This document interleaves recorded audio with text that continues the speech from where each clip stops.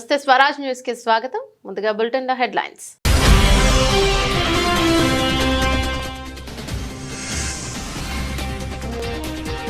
ఖైరతాబాద్ గణేశుడికి పూర్తయిన తొలి పూజ. హాజరైన ముఖ్యమంత్రి రేవంత్ రెడ్డి దంపతులు.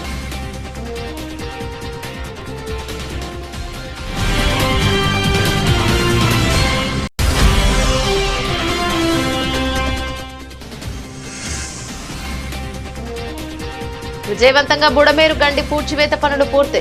ఏజెన్సీలకు ఆర్మీ తోడవడంతో పూర్తయిన గండ్ల పూడ్చివేత.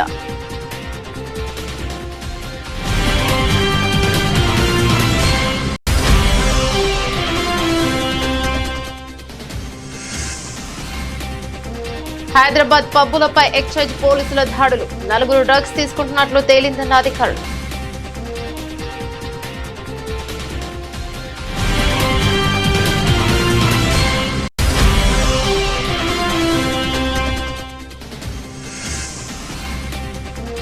తన వద్ద కూడా ఒక రెడ్ బుక్ ఉందంటున్న టీడీపీ మహిళా నేత.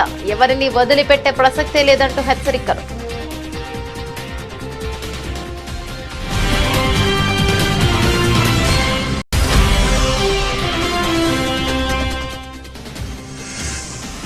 పారిస్ పారాలింపిక్స్ 2024 భారత్ కు 6 స్వర్ణం. రికార్డు సృష్టించిన ప్రవీణ్ కుమార్.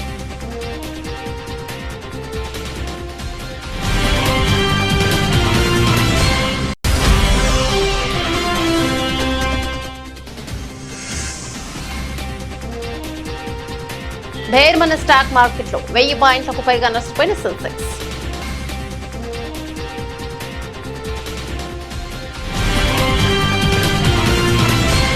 డీటెయిల్స్ చూస్తే ఖైరతాబాద్ మహాగణపతికి తొలి రోజు పూజ పూర్తయింది. ఖైరతాబాద్ గణనాథుడి వద్దకు ముఖ్యమంత్రి రేవంత్ రెడ్డి దంపతులు చేరుకుని తొలి పూజలో పాల్గొన్నారు. రేవంత్ కు అర్చకులు పూర్ణ కుంభంతో స్వాగతం పలికారు. మహాగణపతి తొలి పూజకు తెలంగాణ కాంగ్రెస్ ఇన్ఛార్జ్ దీపాదాస్ మున్షి, మంత్రి పొన్నం ప్రభాకర్, ఎమ్మెల్యే దానం నాగేందర్ తదితరులు హాజరయ్యారు. ఇవాళ ఉదయమే ఒగుడోలు బోనాలెత్తుకున్న మహిళలతో పద్మశాలీయులంతా ఊరేగింపుగా వచ్చి ఖైరతాబాద్ గణేశునికి చేనేత నూలు కండువా గాయత్రి సమర్పించారు. ఇక మహాగణపతి పూజ అనంతరం రేవంత్ ఇంట్రెస్టింగ్ కామెంట్స్ చేశారు. ముందుగా రాష్ట్ర ప్రజలకు వినాయక చవితి శుభాకాంక్షలు తెలిపారు. దేశంలోనే అత్యంత గొప్పగా ఖైరతాబాద్ గణేష్ ఉత్సవ సమితి కార్యకలాపాలు నిర్వహిస్తోందన్నారు. గణేష్ నవరాత్రి ఉత్సవాలను గత 70 ఏళ్లుగా నిర్వహించడం గర్వకారణమన్నారు. 1954 నుంచి 2024 వరకు దేశం దృష్టిని ఆకర్షించే విధంగా వినాయక చవితిని నిర్వహించడం ఆసక్తికర పరిణామమని రేవంత్ అన్నారు. ఖైరతాబాద్ వినాయకుడు దేశంలో గొప్ప గుర్తింపు పొందడం మనకు గర్వకారణమన్నారు.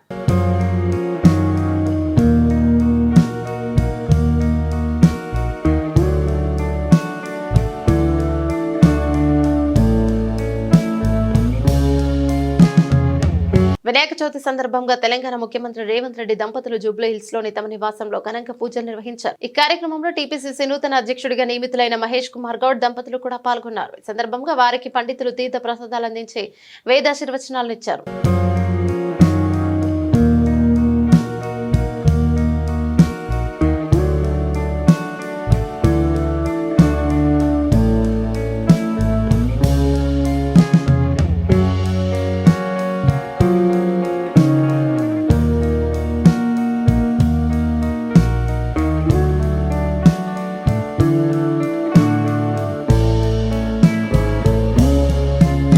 వినాయక చవితి సందర్భంగా విజయవాడ కలెక్టరేట్ లో గణనాథునికి పూజా కార్యక్రమం అత్యంత వైభవంగా జరిగింది. ఈ పూజా కార్యక్రమంలో ముఖ్యమంత్రి చంద్రబాబు పాల్గొని గణనాథునికి ప్రత్యేక పూజలు జరిపారు.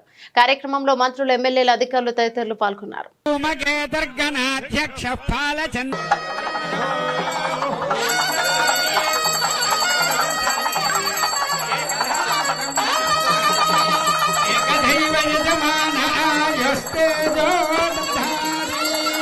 సామ్రాజ్యం భోజ్యము స్వరాజ్యము వైరాజ్యం పరమేష్టిము రాజ్యం మహారాజ్యమాధిపత్యం. హర హర మహాదేవ హర. జై బోలో గణపతి మహారాజ్ కి.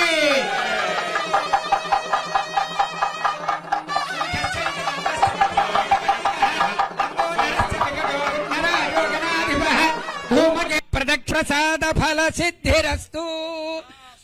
రాష్ట్ర శాంతి సుస్థిరత పరిపాలన సిద్ధిరస్తు మనోవాంఛ ఫల సిద్ధిరస్తు క్షిప్రమేవ రాష్ట్రేణ అనావృష్టి నివారణ సిద్ధి ద్వారా సువృష్టి సిద్ధిరస్తు శాంతి సుస్థిరత సిద్ధిరస్తు మనోవాంఛ ఫల సిద్ధిరస్తు.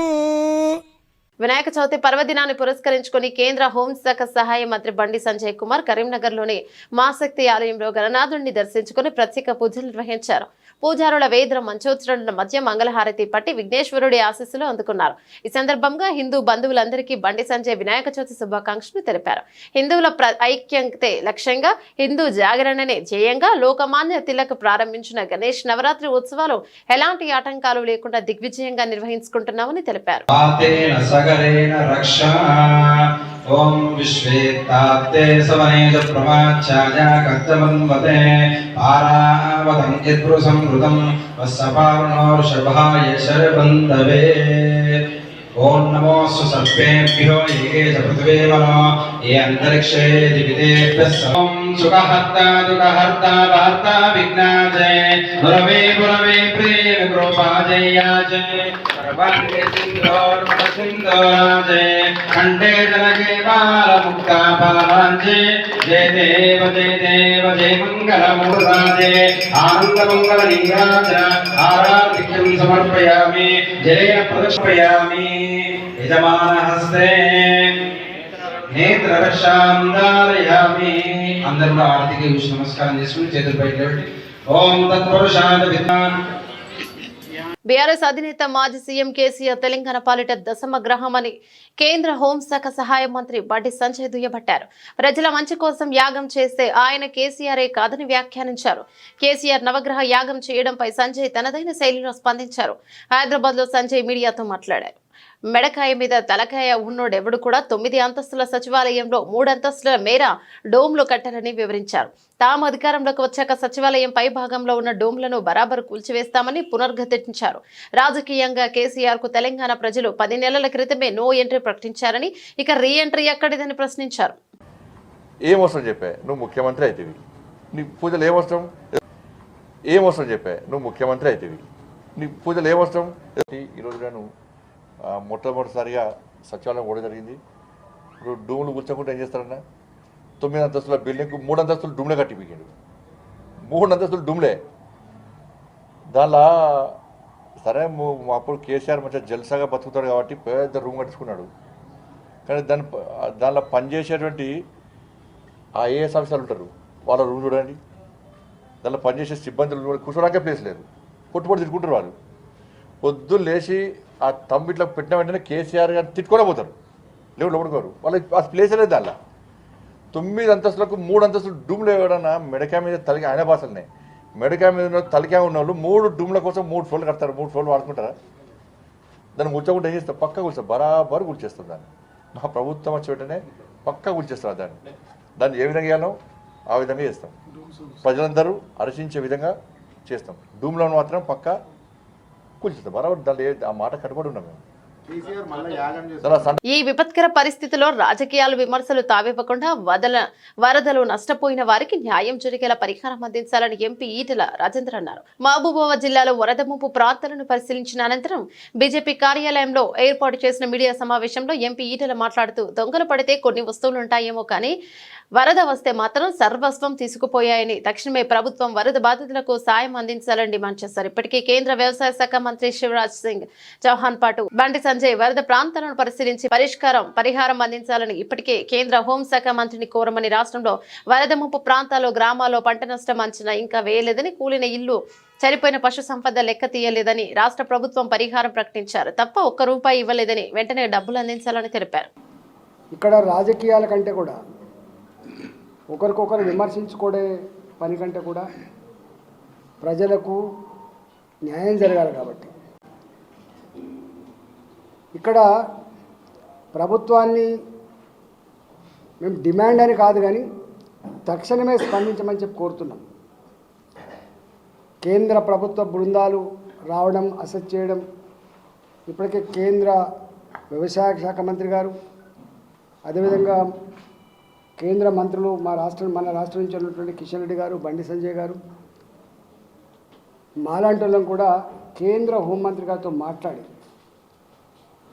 తక్షణమే తెలంగాణలో పక్కకున్నటువంటి రాష్ట్ర ఆంధ్రప్రదేశ్లో కూడా సహాయ సహకారాలు అందించాలని చెప్పి కోరినప్పుడు వారు వెంటనే స్పందించి మీరు భరోసా ఇవ్వండి, తప్పకుండా ఆదుకుందాం, ఈ ప్రాంతం ఆ ప్రాంతం అని తేడా లేకుండా, ఈ ప్రభుత్వం ఆ ప్రభుత్వం అని తేడా లేకుండా ప్రజలందరినీ కూడా ఆదుకునే ధర్మాస్కారం ఉన్నటువంటి ఈ రోజులలో ఎక్కడ కూడా పెట్టిన ఇసుక మేటలు కావచ్చు, కోతపడ్డ పంట పొలాలు కావచ్చు, కొట్టుకపోయిన పంటలు కావచ్చు, నీట మునిగిన పంటలు కావచ్చు, చెర్లు తెగిపోయి కొట్టుకపోయినటువంటి లక్షలాది రూపాయల మత్స్య సంపద కావచ్చు, ఇవాళ కూలిపోయిన ఇండ్లు కావచ్చు, ఇళ్లకు నీళ్ళొచ్చి సర్వస్వం కొట్టుకపోయినటువంటి ఆస్తులు కావచ్చు, ఇట్లాంటి వాటి విషయంలో ఇప్పటిదాకా ఏమీ అసెస్మెంట్ లేదు. నేను ఒకటే కోరుతున్నా, ప్రభుత్వం తక్షణమే ఇవన్నిటి పట్ల ఒక అసెస్మెంట్ చేయమని చెప్పి కోరుతున్నా. ఇప్పటివరకు పిడుగుపడి చనిపోయిన వాళ్ళకి కానీ, వాగులలో కొట్టుకపోయి చనిపోయిన వాళ్ళకి కానీ ₹1 కూడా రాలే. మేము అంటున్నాం గవర్నమెంట్ ప్రభుత్వాన్ని, తక్షణమే మీరు ఏదైతే తక్షణ సాయం కింద అందిస్తా అని చెప్పి ప్రామిస్ చేసిండ్రో వెంటనే ఇవ్వాలని చెప్పి మేము డిమాండ్ చేస్తాం. పశు సంపద, మత్స్య సంపద వాటికి కూడా తక్షణమే సాయం ఇచ్చాలని చెప్పి మేము కోరుతా ఉన్నాం. అదేవిధంగా నేను చూస్తున్న ఫోటోలు అంటే మామూలు నష్టం జరగలేదు. జేసీబీలు కొట్టుకపోయి ఇట్లా ముద్ద బొమ్మలకు అయిపోయినాయి. జేసీబీలు, ట్రాక్టర్లు, తర్వాత ఆటోలు కొట్టుకపోయి ముద్దలకు అయిపోయినాయి. ఆయన ఉపాధి ఆటో నడపడమే, ఆయన ఉపాధి ట్రాక్టర్ మీద బతకడమే, ఆయన ఉపాధి జేసీబీ మీద బతకడమే. ఇట్లా మొత్తం ముద్ద అయిపోయింది. వాళ్ళందరికీ తక్షణమే అసెస్ చేసి మరి ఇన్సూరెన్స్ ఉందా లేదా, మరి బ్యాంకు లోన్ సంగతి ఏంది, రిస్క్లోకి వచ్చి వాళ్ళకి ఆల్టర్నేటివ్ ఫైనాన్స్ చేస్తారా, మీ ప్రభుత్వ పరంగా ఏం చేస్తారో ఒక విధి విధానం ప్రకటించాలని చెప్పి. తెలంగాణ ప్రదేశ్ కాంగ్రెస్ కమిటీ టీపీసీసీ అధ్యక్షుడిగా బొమ్మ మహేష్ కుమార్ గౌడ్ ను కాంగ్రెస్ అధిష్టానం నియమించింది. ఈ మేరకు పార్టీ సంస్థాగత వ్యవహారాల ప్రధాన కార్యదర్శి కేసీ వేణుగోపాల్ ఢిల్లీలో పత్రికా ప్రకటన విడుదల చేశారు. నిజామాబాద్ జిల్లాకు చెందిన మహేష్ కుమార్ ప్రస్తుతం టీపీసీసీ వర్కింగ్ ప్రెసిడెంట్ గా ఎమ్మెల్సీగా కొనసాగుతున్నారు. ఇంతకాలం సీఎం రేవంత్ రెడ్డి పీసీసీ అధ్యక్షుడిగా కొనసాగారు. ఇక ఆయన పదవీ కాలం గత జూలైలోనే ముగిసింది. కొత్త పీసీసీ అధ్యక్షుడికి ఎంపిక విషయంలో కాంగ్రెస్ అధిష్టానం 2-3 నెలలు పార్టీ నేతలతో చర్చలు జరిపింది. మధు యాష్కి గౌడ్, ఎంపీ బలరాం నాయక్, అడ్లూరి లక్ష్మణ్ కుమార్ తీవ్రంగా పోటీ పడినప్పటికీ అధిష్టానం మహేష్ కుమార్ గౌడ్ కి బాధ్యతలను అప్పగించింది. సీఎం రేవంత్ రెడ్డి అండదండలు ఉండటంతో మహేష్ కుమార్ గౌడ్ వైపే అధిష్టానం మొగ్గు చూపింది. తనను తెలంగాణ పీసీసీ అధ్యక్షుడిగా నియమించినందుకు ఏఐసీసీ అధ్యక్షుడు మల్లికార్జున ఖర్గే, పార్టీ అగ్ర నాయకురాలు సోనియా గాంధీ, రాహుల్ గాంధీ, ప్రియాంక గాంధీలకు మహేష్ కుమార్ గౌడ్ ధన్యవాదాలను తెలిపారు. ఈ నేపథ్యంలో శనివారం టీపీసీసీ నూతన అధ్యక్షుడు మహేష్ కుమార్ గౌడ్ జూబ్లీహిల్స్ నివాసంలో సీఎం రేవంత్ రెడ్డిని మర్యాదపూర్వకంగా కలిశారు. గుంటూరు పశ్చిమ నియోజకవర్గ ఎమ్మెల్యే గల్లా మాధవి పిలుపు మేరకు న్యాయవాది శివలీల విజయవాడ వరద బాధితుల కోసం చీరలు, దుప్పట్లను, అలాగే టీడీపీ నాయకులు చిట్టిప్రో లోకేశ్వరరావు 10,000 రూపాయల చెక్కును ఎమ్మెల్యే గల్లా మాధవికి అందజేశారు. ఈ సందర్భంగా ఎమ్మెల్యే మాట్లాడుతూ వరద బాధితుల కోసం తన పిలుపును అందుకుని శివలీల ముందుకు రావడం అభినందించదగ్గ విషయమని, ఇదే స్ఫూర్తితో దాతలందరూ ముందుకు రావాలని, వారి నుండి సేకరించే విరాళాలు 8వ తేదీన విజయవాడలో వరద బాధితులకు పంపిణీ చేయనున్నామని గల్లా మాధవి తెలిపారు. నమస్తే అండి. ఈరోజు అడ్వకేట్ శివలీల గారు వారి హస్బెండ్ వరద బాధితుల కోసం విజయవాడలో ఇంకా జలదిగ్బంధంలో ఉన్న వరద బాధితుల కోసం చీరలు అలాగే దుప్పట్లు వారి సహాయార్థం పశ్చిమ నియోజకవర్గ ఆఫీస్లో ఏర్పాటు చేయడం జరిగింది. రేపు 8వ తారీఖు వీటన్నిటినీ కూడా కలిపి తరలించడం జరుగుతూ ఉంది. సుమారు 100 చీరలు అలాగే 100 దుప్పట్లు వరద బాధితుల కోసం సహాయార్థం పంపిణీ చేయడం జరిగింది. నిజంగా ఒక మంచి ఆలోచన, మంచి ఇనిషియేటివ్ తీసుకున్నారు.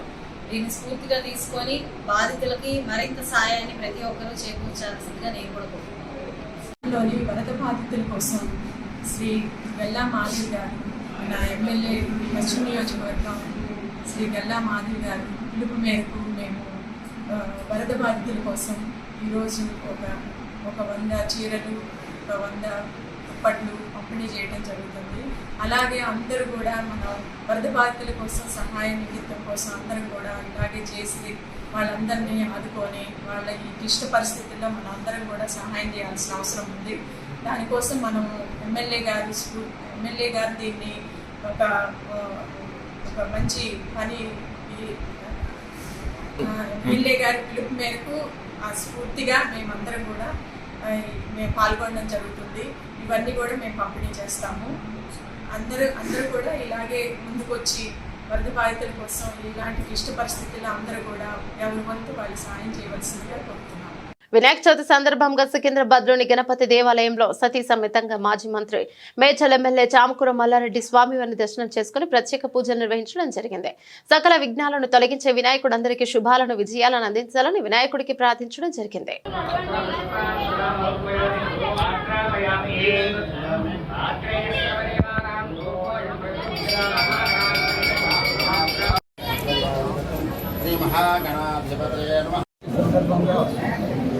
భక్తులందరూ కూడా శుభాకాంక్షలు.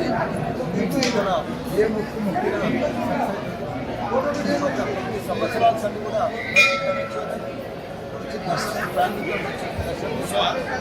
అందరికీ కూడా శుభాకాంక్షలు.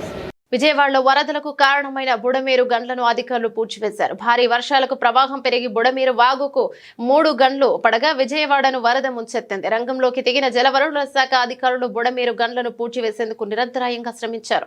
ఏజెన్సీల సాయంతో 2 గండ్లను పూడ్చివేసిన అధికారులు 3వ గండిని పూడ్చేందుకు ఆర్మీ సాయం తీసుకున్నారు. ఉధృతంగా వరద ఉన్నప్పుడే 2 గండ్లను పూడ్చారు. మంత్రి నిమ్మల రామానాయుడు పర్యవేక్షణలో శుక్రవారం నుంచి గండ్ల పూడ్చివేత పనులు నిరంతరాయంగా సాగాయి. శనివారం మధ్యాహ్నానికి 3వ గండిని కూడా పూడ్చివేయడంతో దిగువ ప్రాంతాలకు వరద నిలిచిపోయింది. కాగా బుడమేరు డైవర్షన్ ఛానల్ కు ఒక్కసారిగా 60,000 క్యూసెక్కుల వరద రావడం వల్లే గండ్లు పడ్డాయని అధికారులు తెలిపారు. ఈ గంటను పూడ్చివేసేందుకు ఏజెన్సీలతో పాటు చెన్నైకి చెందిన 6వ బెటాలియన్, సికింద్రాబాద్ కు చెందిన రెజిమెంటల్ బెటాలియన్ జవాన్లు కృషి చేశారని అధికారులు వివరించారు. బాసర IIITలో పర్మనెంట్ టీచింగ్, నాన్ టీచింగ్ పోస్టులను భర్తీ చేయాలని ఆందోళన చేస్తున్న విద్యార్థుల నిరసన 4వ రోజు కొనసాగింది. అసమర్థ ఇన్ఛార్జ్ వీసీ వెంకటరమణను తక్షణమే తొలగించి యూనివర్సిటీకి నూతన వీసీని నియమించాలని బాసర IIITలో కోట్ల రూపాయల అక్రమాలకు పాల్పడిన వెంకటరమణ మీద విజిలెన్స్ ఎంక్వైరీ ముఖ్యమంత్రి వెంటనే ఆదేశించాలని డిమాండ్ చేశారు. వాస్తవాలు తెలియకుండా వెంకటరమణ అక్రమాలకు వంతపాడుతున్న education principal secretary Burra Venkateswara మీద ప్రభుత్వం చర్యలు తీసుకోవాలన్నారు.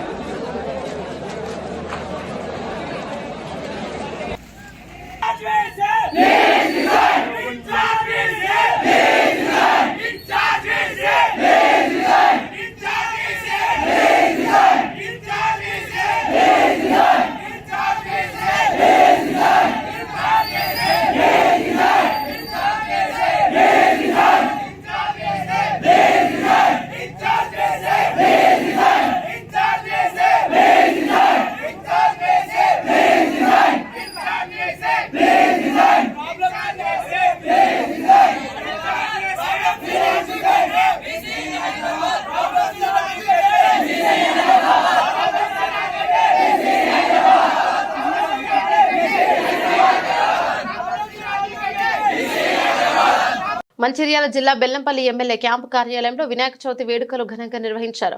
వినాయక చవితి సందర్భంగా కార్యాలయంలో ఏర్పాటు చేసిన వినాయక విగ్రహ ప్రతిష్ఠ కార్యక్రమంలో ఎమ్మెల్యే గడ్డం వినోద్ వెంకటస్వామి పాల్గొని ప్రత్యేక పూజలు జరిపారు. సందర్భంగా ఎమ్మెల్యే మాట్లాడుతూ బెల్లంపల్లి నియోజకవర్గంలో ప్రజలందరికీ వినాయక చవితి శుభాకాంక్షలు తెలిపారు. ప్రజలందరూ సుఖ సంతోషాలతో అష్టైశ్వర్యాలతో ఆయురారోగ్యాలతో ఉండాలని ప్రత్యేక పూజలు నిర్వహించారు. ముఖ్యమంత్రి రేవంత్ రెడ్డి, సోనియా గాంధీ ఆశీర్వాదంతో బెల్లంపల్లి నియోజకవర్గాన్ని అభివృద్ధి చెందుతుందన్నారు. కార్యక్రమంలో కాంగ్రెస్ సీనియర్ నాయకులు తదితరులు పాల్గొన్నారు.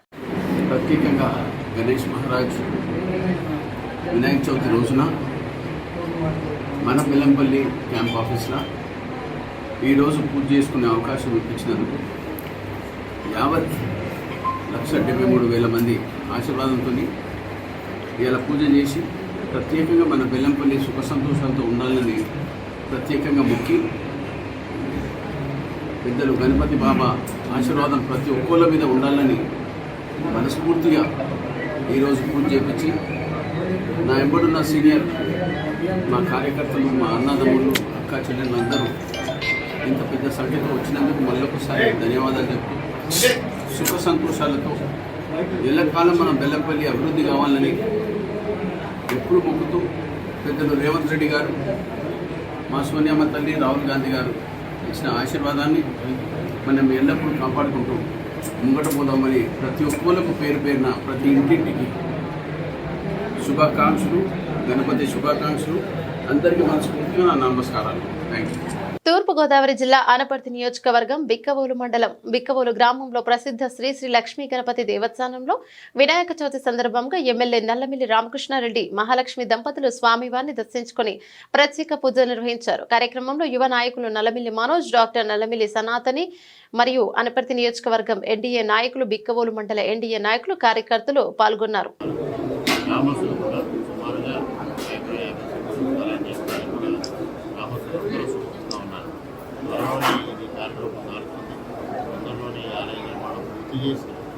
ఇక్కడ ఉన్న ఆలయం చాళుక్యుల కాలం నుంచి ఈ బిక్కవోలు గ్రామంలో దాదాపు 45 దేవాలయాలు అది ఈరోజు 4 విభజించుకుపోయింది. ఇక్కడ ఉన్న ఆలయ ప్రాశస్త్యాన్ని, బిక్కవోలు యొక్క ప్రాశస్త్యాన్ని, అదేవిధంగా పక్కనే ఉన్న బొల్లమావిడ ప్రాశస్త్యాన్ని తెలియజెప్పడం కోసం కేంద్ర ప్రభుత్వం నుంచి కూడా ప్రసాద్ స్కీమ్ ద్వారా పెద్ద ఎత్తున ప్రోత్సహించారు. ఈ 2 గ్రామాలని కలిపి ఒక టెంపుల్ టూరిజం సెంటర్గా డెవలప్ చేయాలని ముందుకెళ్తా ఉన్నాం. గ్రామస్తుల నుంచి, భక్తుల నుంచి కూడా విశేషమైన సహాయ సహకారాలు అందించేందుకు అందరూ ముందుకు వస్తూ ఉన్నారు. అందరికీ కృతజ్ఞతలు, అందరికీ వినాయక శుభాకాంక్షలు. హైదరాబాద్ లో మరోసారి డ్రగ్స్ కలకలం రేపాయి. నగరంలోని పలు పబ్బులపై ఎక్సైజ్ పోలీసులు దాడులు నిర్వహించారు. ఈ సందర్భంగా డ్రగ్స్ తీసుకున్న 4 పట్టుబడ్డారు. షేర్లింగంపల్లి జూబ్లీహిల్స్ లో ఉన్న కోరం క్లబ్ బీజినెలో పబ్ తో పాటు మరో 3 పబ్బుల్లో అధికారులు తనిఖీలు నిర్వహించారు. 33 మందికి డ్రగ్స్ డిటెక్షన్ కిట్స్ తో టెస్టులు నిర్వహించారు. అందులో 4కి పాజిటివ్ వచ్చింది. దీంతో పోలీసులు వారిని అదుపులోకి తీసుకున్నారు. పబ్లను సీజ్ చేశారు. విస్కీతో ఐస్ క్రీంలు తయారు చేసిన ఘటన శుక్రవారం వెలుగులోకి వచ్చిన విషయం తెలిసిందే. ఇక నగరానికి చెందిన శరత్ చంద్రారెడ్డి జూబ్లీహిల్స్ రోడ్ నంబర్ 1-5 లో హరీ కేఫ్ ఐస్ క్రీం పార్లర్లను నిర్వహిస్తున్నాడు. యువతను ఆకర్షించే అక్రమ మార్గంలో డబ్బులు సంపాదించే దిశగా నిబంధనలకు విరుద్ధంగా మద్యంతో ఐస్ క్రీంలు తయారు చేసి విక్రయిస్తున్నాడు. దయాకర్ రెడ్డి, శోభన్ అనే 2 వ్యక్తులు ఈ మత్తు ఐస్ క్రీం ను తయారు చేస్తున్నట్టు అమ్కారే అధికారులు గుర్తించారు. ఫేస్బుక్ ద్వారా ప్రకటనలు చేస్తూ యువతను ఆకర్షిస్తున్నట్లు విచారణలో తేలింది. సమాచారం అందుకున్న అమ్కారే ఎన్ఫోర్స్మెంట్ అధికారులు జూబ్లీహిల్స్ రోడ్ నంబర్ 1 లోని 5 లో ఐస్ క్రీం పార్లర్లపై దాడులు జరిపి నిందితులను అదుపులోకి తీసుకున్నారు. వారి నుంచి 11.5 కిలోల విస్కీ ఐస్ క్రీం ను స్వాధీనం చేసుకుని సీజ్ చేశారు.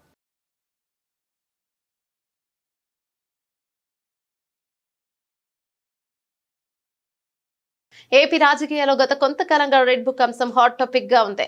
మంత్రి నారా లోకేష్ రెడ్ బుక్ లో ఎవరెవరి పేర్లు ఉన్నాయనే అంశం కూడా చర్చనీయాంశమైంది. ఇప్పటి వరకు రెడ్ బుక్ అంటే గత వైసీపీ ప్రభుత్వం హయాంలో ఏకపక్షంగా వ్యవహరించి టీడీపీ నేతలను ఇబ్బందులు పెట్టిన అధికారుల పేర్లు లోకేష్ రెడ్ బుక్ లో రాసుకొచ్చినట్టు ప్రచారం జరిగింది. తాజాగా ఆళ్లగడ్డ టీడీపీ ఎమ్మెల్యే మాజీ మంత్రి భూమా అఖిలప్రియ కూడా తన వద్ద రెడ్ బుక్ ఉందని కామెంట్స్ చేయడం తీవ్ర సంచలనమైంది. అఖిలప్రియ మీడియా సమావేశంలో మాట్లాడుతూ తన వద్ద రెడ్ బుక్ ఉందని, ఇందులో 100 మందికి పైగా పేర్లున్నాయన్నారు. ఎవరిని వదిలే ప్రసక్తే లేదని స్పష్టం చేశారు. రెడ్ బుక్ లో పేర్లు ఉందని అంటే వారిని తాము ఏదో కట్టే పట్టుకుని కొడతానికి కాదని, చంపేస్తానని కాదన్నారు. ఖచ్చితమైన ఆధారాలతో వారిపై చట్టపరమైన చర్యలు తీసుకుంటామని అఖిలప్రియ తెలిపారు. వారు అధికారంలో ఉన్నప్పుడు ఎంతో మంది తప్పుడు కేసులు బనాయించారని, అలాంటి వారిని ఇప్పుడు ఇబ్బందులు తప్పవని హెచ్చరించారు. తాను ఎవరిని ఇబ్బంది పెట్టనని చెప్పినా అని ప్రశ్నించారు. ఇబ్బంది పడతారు, ఎందుకు పడరండి? ఎందుకు పడరు అనుకుంటున్నారు మీరు? నేను ఎవరిని ఇబ్బంది పెట్టదని నేను చెప్పినానా? అధికారంలోకి వస్తే మీ తోలు తీస్తానని చెప్పినా కదా, మరి ఎందుకు తీయను? మంచితనం చూపిస్తారు అనుకుంటున్నారా? మీ దగ్గర ఎంతమంది మీరు తప్పుడు కేసులు పెట్టలే, మీరు ఎంతమంది జీవితాలతో మీరు ఆడుకోలేదు. మిమ్మల్ని వదిలేస్తారని ఎందుకు అనుకుంటున్నారు మీరు? ఒక్కొక్కరికి లెక్క చెప్తా అని చెప్పినా చెప్పి తీరుతా. నేను ఎవరి మీద నేను ఇది చేయను, నేను అన్ని మంచి పద్ధతిలో పోతాను, నేను చాలా మంచిదాన్ని దయచేసి అనుకోకండి. మీరు తప్పు చేసింటే భయపడండి, తప్పు చేయకపోతే ప్రశాంతంగా ఉండండి. డెఫినెట్ గా నాకు రెడ్ బుక్ ఉంది. రెడ్ బుక్ అంటున్నావు, పెట్టుకున్నా రెడ్ బుక్ నేను కూడా. దాంట్లో మీ పేర్లన్నీ ఉన్నాయి. నా వల్ల నేను ఓపెన్ గా ప్రెస్ ముందర చెప్తున్నా, నా వల్ల 100 మంది లిస్ట్ రాసి పెట్టుకున్నా. ఇంకా 2-3 పాపమని తీసేస్తున్నాను కానీ 100 మంది నా వల్ల ఇబ్బంది పడబోతున్నారు. ఓపెన్ గా చెప్తున్నాను. 100 మంది లిస్ట్ నా దగ్గర ఉంది. ఆ 100 మందిని ఇబ్బంది పెట్టబోతున్నాను అంటే కట్ట తీసుకొని కొడతానో చంపుతానో అట్లా ఇబ్బంది కాదు, అట్లా భయపడకండి. లీగల్ గా మళ్ళీ చెప్తున్నా, లీగల్ గా మీ మీద యాక్షన్ తీసుకుంటాం.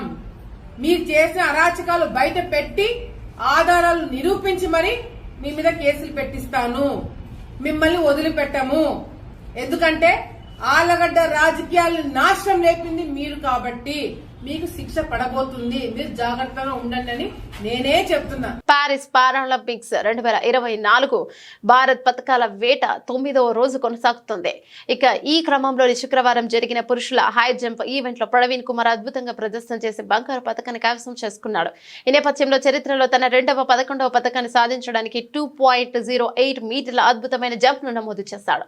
ఉత్తరప్రదేశ్ లోని నోయిడాకు చెందిన 21 ఏళ్ల అథ్లెట్ మరియు మరియప్పన్ దంగవేలు తర్వాత పారాలింపిక్స్ లో హై జంప్ ఈవెంట్ లో స్వర్ణం సాధించిన 2వ భారతీయుడిగా నిలిచాడు. అమెరికాకు చెందిన లోసిడెంట్ 2.06 మీటర్ల జంప్ తో రజతం సాధించగా ఉజ్బెకిస్తాన్ కు చెందిన టెముర్నెకిన్ గియాజోవ్ 2.03 మీటర్ల జంపుతో 3వ స్థానంలో నిలిచి కాంస్య పతాకాన్ని కైవసం చేసుకున్నాడు.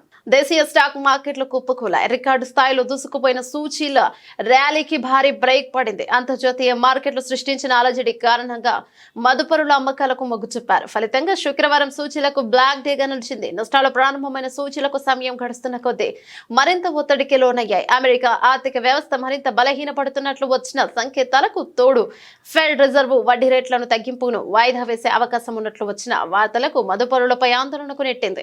ఇంట్రాడేలో 1200 పాయింట్లకు పైగా నష్టపోయిన 30 షేర్ల ఇండెక్స్ సూచీ సెన్సెక్స్ చివరకు 1017 పాయింట్లు నష్టపోయి 82,000 దిగువకు పడిపోయింది. వారాంతం ట్రేడింగ్ ముగిసేసరికి 81,183,903 వద్ద ముగిసింది. ఇక దీంతో సూచీ 2 వారాల కనిష్ట స్థాయికి పడిపోయినట్లయింది. ఆగస్టు 23 తర్వాత సూచీలకు ఇదే కనిష్ట స్థాయి ముగింపు. ఇక మరో సూచీని నిఫ్టీ 292.94 పాయింట్లు 1.17% నష్టపోయి 25,000 దిగువకు 24,852.15 పాయింట్ల వద్ద ముగిసింది. బులెటిన్ ముగించే ముందు హెడ్లైన్స్ మరోసారి.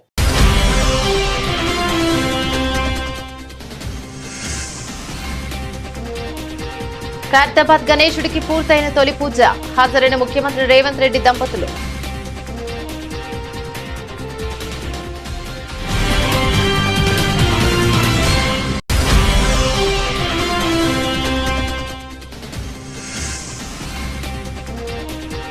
విజయవంతంగా బుడమేరు గండి పూడ్చివేత పనులు పూర్తి.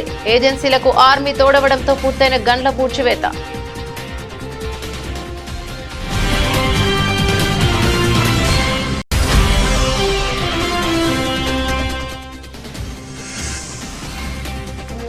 హైదరాబాద్ పబ్బులపై ఎక్సైజ్ పోలీసుల దాడులు. 4 డ్రగ్స్ తీసుకుంటున్నట్లు తేలిందన్న అధికారులు.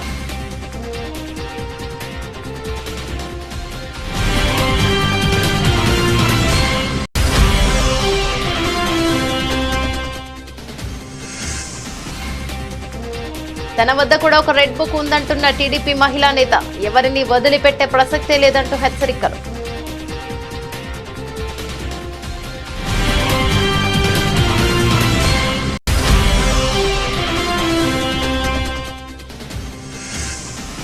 పారిస్ పారాలింపిక్స్ 2024 భారత్ కు 6 స్వర్ణం. రికార్డు సృష్టించిన ప్రవీణ్ కుమార్.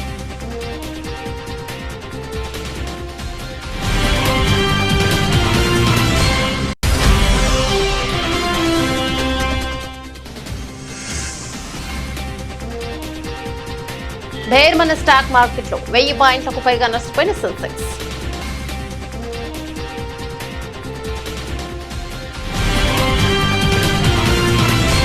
ఇవి బులెటిన్లోని అప్డేట్స్. మరో బులెటిన్లో మళ్ళీ కలుసుకుందాం. అంతవరకు సెలవు. నమస్తే.